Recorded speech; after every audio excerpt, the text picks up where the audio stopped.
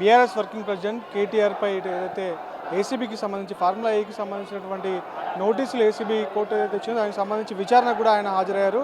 ఇదే నేపథ్యంలో ఆ పెద్ద సంఖ్యలో కూడా బీఆర్ఎస్ సంబంధించిన నాయకులు ఆ బీఆర్ఎస్ భవన్లో ఇక్కడ బీఆర్ఎస్ భవన్లో ఉన్నారైతే తమ నాయకుడిని అక్రమ కేసులు పెట్టి అభివృద్ధి చేసినటువంటి నాయకుడిని అక్రమ కేసులు పెట్టి హింసిస్తున్నారంటూ కూడా ఇటుకు సంబంధించిన నాయకులు కాంగ్రెస్ పైన తీవ్రమైనటువంటి విమర్శలు చేస్తున్న నేపథ్యంలో మనతో పాటు మాట్లాడేందుకు సతీష్ రావు గారు ఉన్నారు, షేర్లింగంపల్లికి సంబంధించిన నాయకులు. ఆయన తెలుసుకున్నాం. అన్న, ఎట్లా చూస్తాం ఇటు బీఆర్ఎస్కు సంబంధించిన నాయకులపై మొన్న అయితే హరీష్ రావుకు కేసీఆర్కు నోటీసులు ఇచ్చారు కాళేశ్వరం కమిషన్ విషయంలో, ఈరోజు ఏసీబీ నోటీసులు అయితే ఫార్ములా ఏకి సంబంధించిన నోటీసులు ఎట్లా చూస్తారు? తమ్ముడు, ఇప్పుడు మనం నిలబడ్డ ప్లేసు 2004లో కట్టినాం ఈ బంగ్లా. అర్థమైందా? 2014లో తెలంగాణ వచ్చింది. తెలంగాణ వచ్చుడో కేసీఆర్ సచ్చుడో నినాదం మీద కేసీఆర్ పోరాటం స్టార్ట్ చేసిండు. తెలంగాణ దేకుంటే రాళ్లతోటి కొట్టి చంపమన్నాడు. తెచ్చిన తెలంగాణలో ఇంటింటికి నల్ల ఇవ్వకపోతే నేను ఓట్లే అడగనని చెప్పాడు. ఇది బీఆర్ఎస్ పార్టీ చరిత్ర. మేము పార్టీ పట్నం పల్లె బ్యాలెన్స్ చేయడానికి కోసం, పట్నంలో అభివృద్ధి మనకు ముఖ్యం. మన దగ్గర ప్రపంచంలో అపేర కుబారుడు మన నిజాం 7వ నవాబ్ మీర్ ఉస్మాన్ అలీ ఖాన్.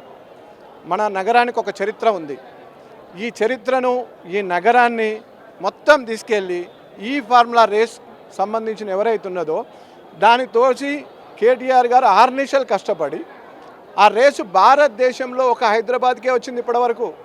మనకంటే బెంగళూరు ఉంది, ఢిల్లీ ఉంది, చెన్నై ఉంది, గుర్గాన్ ఉంది, ఎక్కడికి పోలే, ఓన్లీ హైదరాబాద్కే వచ్చింది. కారణం ఏంటంటే ఇక్కడ కేసీఆర్ చీఫ్ మినిస్టర్ ఉన్నాడు, కేటీఆర్ ఐటీ మినిస్టర్ ఉన్నాడు, వాళ్ళకి అర్థమయ్యే భాషలో మాట్లాడే నాయకుడు ఉన్నాడు, వాళ్ళకి కావాల్సిన విధంగా చెప్పే భరోసా ఇచ్చే నాయకుడు ఉన్నాడు.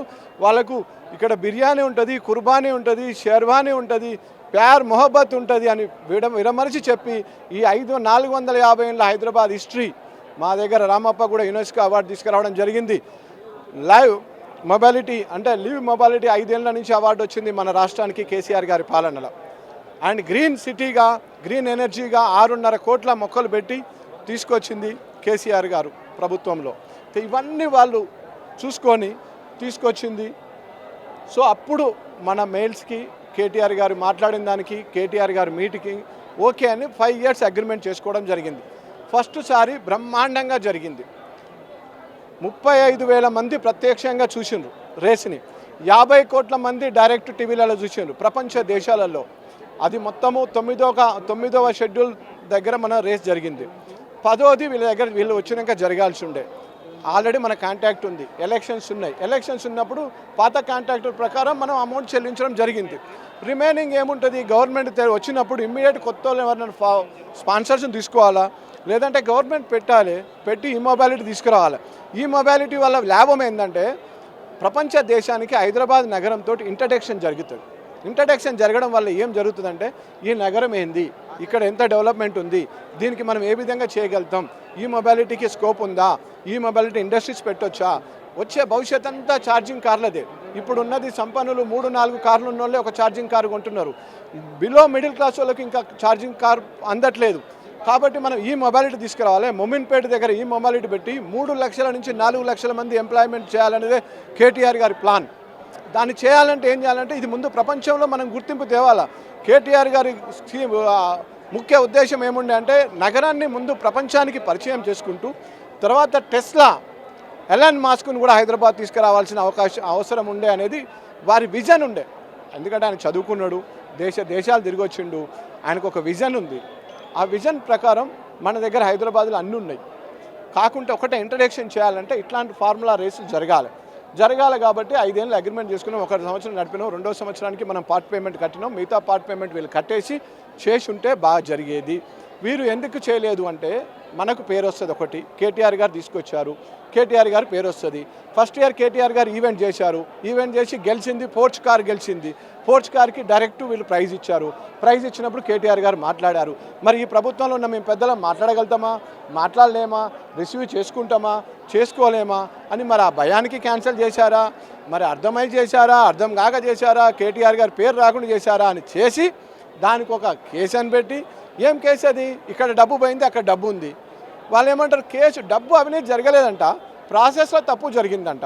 ప్రాసెస్ తప్పు జరిగి ఉంటే మనం ప్రాసెస్ మీరు కరెక్ట్ చేయొచ్చు. మీరు ఈవెంట్ చేయాల్సి ఉండే. ఈవెంట్ చేయకపోవడం వల్ల భారతదేశంకి హైదరాబాద్లో జరిగే ఈవెంట్ రాకుండా ప్రపంచంలో అందరూ నవ్వే విధంగా చేశారు. అది టోక్యోలో, జపాన్లో, లాస్ వేగాస్లో, మాంక్లో జరిగే ఈవెంట్ హైదరాబాద్లో మిస్ అయిందంటే మరి ఎందుకు మిస్ చేసినా అర్థం కాదు. మరి ఇంకోటి ఏంటంటే మేము టింగ్ టింగ్ అంటాం, వాళ్ళేమో టకీ టకీ అంటారు. టింగ్ టింగ్ లెక్కలనే ఈ ఫార్ములా అనుకున్నారు, టకీ టకీ లెక్కనే అందాల పోటీ అనుకున్నారు. ఈ టకీ టకీ టింగ్ టింగ్ కాదు కదా. ఈ రాష్ట్రానికి, ఈ బడుగు బలహీన వర్గాలకి, ఈ ఉన్న యువతకు ఏ విధంగా మనం ఈ మొబైలిటీ తీసుకొచ్చి మన హైదరాబాద్ ఫార్మా ఉన్నాం, ఐటీ ఉన్నాం, ఈ మొబైలిటీ కూడా యాడ్ చేసి ఉంటే ఎక్కడికో వెళ్ళిపోతుంది కదా రాష్ట్రం. అది కేటీఆర్ గారి విజన్. అది కష్టపడి చావునోట తలకాయ పెట్టి తీసుకొచ్చిన పార్టీగా, కేసీఆర్ గారి ఆశయంగా, కేటీఆర్ గారి ఆచరణగా వచ్చిన దాన్ని వీళ్ళు కావాలని క్యాన్సిల్ చేసింది అంతే. ఈ కేసు లేదు, ఏం లేదు, వాళ్ళు కావాలని రాజకీయ కుట్ర కోణంలో బట్టగాల్చి మీదేసే కోణంగా తీసుకొచ్చిన కేసు ఇది. ఏదైతే ఈ నోటీసుల నేపథ్యంలో స్థానిక సంస్థలు కూడా ఎలక్షన్లు కూడా రాబోతున్నాయి. ఒకవేళ ఈ నోటీసులకు సంబంధించినటువంటి ప్రభావం ఏమైనా ఎన్నికలపై పడుతుందా? పడితే ఏ విధమైన ప్రభావం ఉంటుంది? ఏం పడదండి. తెలంగాణ ఉద్యమం వచ్చిన రోజే చావునోడు తలకాయ పట్టి వచ్చినాం. ఎవరు ఏది గాడిద ఏది గుర్రం అని ప్రజలకు తెలుసు. ఈ నోటీసులు కాదు, మీరు జైల్లో పెట్టినా ఏం కాదు.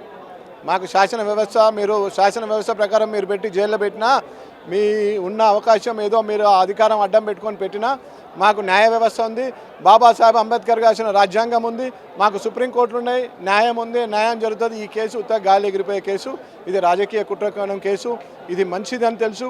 జడ్జి గారు కూడా అక్కడ వారి పిల్లలు కూడా ఇక్కడ ఉండాల్సిందే. పోలీస్ అధికారులు కూడా అత్యుత్సాహం అవసరం లేదు. ఎందుకంటే మీరు ఇప్పుడు సర్వీసులు ఉండొచ్చు, రేపు 4 ఏళ్ళలో 10 ఏళ్ళలో మీరు రిటైర్డ్ కావచ్చు. ఈ రాష్ట్రం మీ పిల్లలకు, మీ మనవరాలకు భవిష్యత్తు రాష్ట్రం. కాబట్టి ఏ ప్రభుత్వం మంచి చేసిందనేది మీరు ఆలోచించవలసిందిగా కోరుకుంటున్నాం.